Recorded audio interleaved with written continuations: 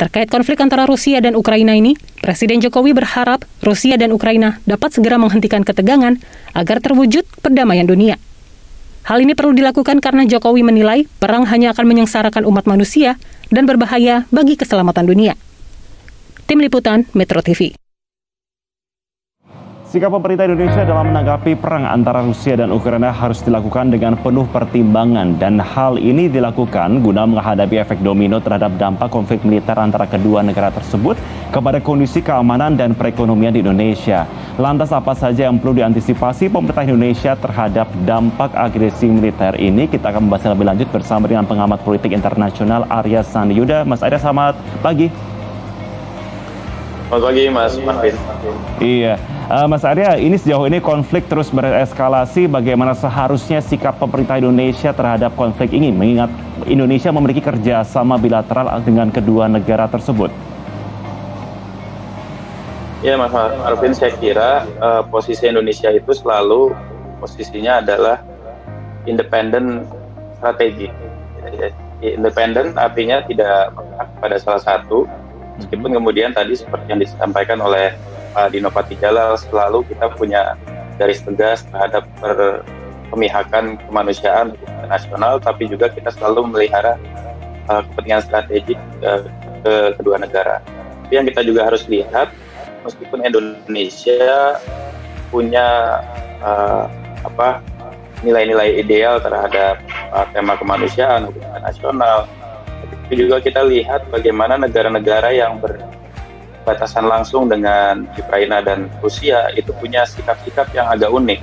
Yang saya sebut sebagai sikap yang agak unik adalah meskipun misalnya negara seperti Jerman itu mengecam ya, sebagaimana juga Inggris atau kemudian Amerika Serikat, tapi tidak ada satupun sampai dengan sekarang setidaknya yang melakukan atau menyatakan sikap yang asertif dalam hal pendekatan militer. Karenanya kita bisa lihat ada jurnalis dari Ukraina yang mengkritik langsung Perdana Menteri Inggris gitu ya, secara terbuka bahwa kenapa tidak ada tindakan-tindakan yang asertif dalam bentuk misalnya operasi militer. Ini karena memang ada kepentingan-kepentingan strategik yang memang Rusia sangat kuat begitu ya. Kita bisa melihat bagaimana Rusia perannya sebagai produsen migas terbesar dan punya supply 50% ke Uni Eropa. Ini mungkin yang menjadi beberapa tantangan-tantangan terkait dengan sikap tegas negara-negara di dunia, meskipun di Majelis Umum kita tahu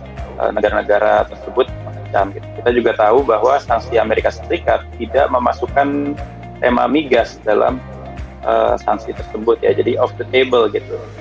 Ini menurut saya aspek realisme yang kita juga harus lihat ya.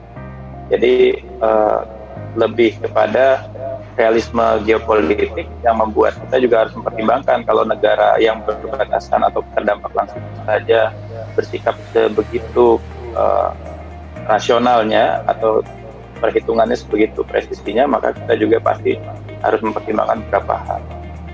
Oke, kalau kita melihat aspek kemanusiaan di sini, itu yang terus digaungkan oleh sejumlah pihak, terutama untuk bisa melihat dan meredam konflik ini. Kita melihat juga posisi Indonesia pun juga tidak memihak kepada siapapun, tapi langkah apa paling tidak yang harus dilakukan? Langkah taktis apa yang harus dilakukan Indonesia dengan prinsip non-intervensi untuk bisa membantu meredam dari konflik ini?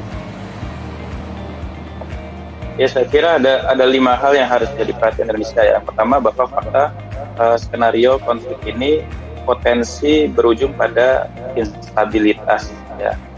Potensi instabilitas ini sebenarnya mengikat langsung 3 pihak. Yang pertama NATO, yang kedua adalah Ukraina, dan kemudian Rusia itu sendiri. Nah, kalau kita lihat bagaimana NATO sendiri enggan ya, setelah sekian lama Ukraina mempropos dirinya untuk masuk ke dalam NATO, tapi juga didiamkan lah, kita bisa sebut seperti itu. Maka kemudian yang kita dorong adalah stabilitas yang tidak mengandalkan NATO gitu. Jadi kalau kita lihat stabilitas yang diharapkan oleh Ukraina di masa Zelensky sekarang adalah masuk NATO, kita harus memikirkan stabilitas dengan opsi tidak harus kemudian mengandalkan atau memberikan anjuran bahwa Ukraina tidak harus masuk ke dalam NATO, karena stabilitas yang seperti itu nyatanya tidak berujung kemana-mana. Yang kedua adalah sepertinya semua upaya diplomatik termasuk sanksi ekonomi itu berujung pada diplomatic stalemate atau kebuntuan diplomatik. Kita tidak melihat Rusia terlalu gentar gitu ya dengan sanksi-sanksi ekonomi dalam bentuk yang paling keras sekalipun. Dan ini sudah terjadi sebenarnya, maksud saya adalah sanksi-sanksi ekonomi ini sebenarnya sudah pernah diberikan ya kepada Rusia ketika konflik atau ketegangan Georgia-Rusia Agustus 2008. Dan itu tidak membuat Rusia bergeming. Begitupun juga di Januari-Februari 2014 ketika Rusia Ukraina juga bersih tegang terkait dengan Crimea. Artinya kebutuhan diplomatik ini juga harus mencari opsi bagi Indonesia di luar jalan tekanan-tekanan ekonomi.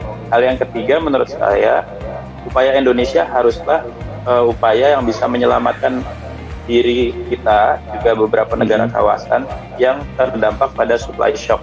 Dari persepsi ketidakpastian yang ada dari konflik tersebut, tentu ada supply shock yang terdampak, termasuk kepada struktur fiskal kita ya. Kita harus mengantisipasi seperti itu. Dan yang keempat menurut saya tentunya dalam aspek finansial global pasti kita harus mengantisipasi juga ya. Selain juga yang kelima tentunya upaya-upaya ya untuk melihat aspek-aspek kemanusiaan, hukum internasional sebagaimana sudah disampaikan oleh pemerintah Indonesia, baik oleh Presiden ataupun segala instrumen diplomatik yang kita punya. Mas Arya, kalau kita lihat sebenarnya dorongan dari pihak pemerintah ini sudah ada ya untuk bisa membantu, bahkan negara-negara pun bisa urge supaya konflik ini bisa diredam paling sedikit, di mana konstitusi pun memandatkan agar Indonesia ikut menjaga perdamaian dunia. Nah, kita akan coba simak pernyataan dari Menteri Luar Negeri Retno Marsudi yang meminta setiap negara wajib memegang prinsip penghormatan integritas wilayah dan kedaulatan berikut ini. Kita simak. Politik luar negeri Indonesia selalu konsisten pada saat sampai pada penerapan hukum internasional dan piagam PBB, termasuk masalah penghormatan integritas wilayah dan penghormatan terhadap kedaulatan. Prinsip ini harus dihormati oleh semua negara. Prinsip ini dijunjung tinggi oleh Indonesia. Saat ini, selain menekankan prinsip tersebut, hal utama yang harus menjadi perhatian kita semua adalah deeskalasi dan masalah kemanusiaan. Deeskalasi harus dilakukan. Sekali lagi, ini sejalan dengan apa yang tertera di dalam konstitusi kita untuk perdamaian. Kita berharap pembicaraan antara Ukraina dan Rusia dapat membuahkan hasil yang baik. Selain itu, saving human life menjadi prioritas. Safe passage menjadi kebutuhan utama dan harus dijamin. Rekan-rekan, prinsip inilah yang ditekankan Indonesia di berbagai forum, baik di New York maupun di Jenewa. Oke, kita lanjutkan kembali. Mas Arya, tadi sudah ada pernyataan dari Menlu ya, memang mendorong agar memang dialog ini meskipun juga situasi meskipun masih sangat sulit, tapi diharapkan memang bisa membuahkan hasil. Tapi kita akan coba berbicara mengenai efek domino. Jikalau kemudian pembicaraan tidak berhasil, adakah efek domino yang patut diwaspadai oleh Indonesia jika konflik ini tidak kunjung usai? Ya, yang pertama saya izin mengomentari untuk bagaimana melihat perspektif masing-masing negara dalam konflik ini ya, yang tentunya berujung pada cita-cita ideal perdamaian dan deeskalasi seperti disampaikan Bu Menlu. Yang pertama adalah dari sisi Rusia, mereka punya sense of insecurity terhadap upaya Ukraina masuk ke dalam NATO. Nah, ini yang sebenarnya juga tadi sudah saya sebut. Sementara di sisi lain, NATO sekarang sejak 2014 sampai 2019, bagaimana 2010 ke 2014, memang kecenderungannya untuk masuk ke NATO itu sangat kuat. Nah, inilah yang sebenarnya menurut saya menjadi concern kita, bagaimana ada sense of insecurity dari Rusia terhadap upaya Ukraina masuk ke NATO itu diperhatikan. Jadi komunikasinya harus tetap dua arah, karena bagi Rusia upaya Ukraina ataupun negara-negara sekitar perbatasan Rusia untuk masuk ke dalam blok militer dari NATO itu unacceptable gitu, seperti sebuah provokasi yang tidak bisa ditawar. Nah, ketika kita bicara tentang dampak, tentunya tadi ada dampak persepsi ketidakpastian, dan persepsi ketidakpastian ini pasti akan berdampak pada harga migas, dan tentunya itu akan berdampak pada struktur fiskal kita. Jadi sebelum kita melihat bagaimana efek domino termasuk dampak tidak langsungnya kepada kita, sepertinya akar masalahnya itu ada di arah politik domestik Ukraina yang memang dalam beberapa tahun terakhir itu memang masuk ke dalam satu political camps yang dianggap sangat membahayakan bagi Rusia.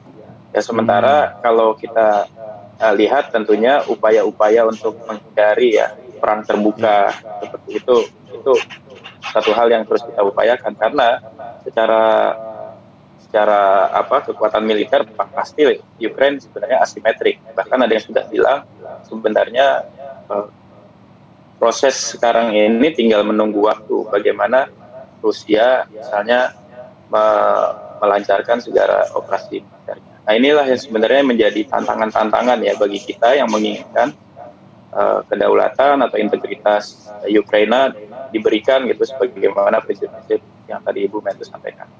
Iya.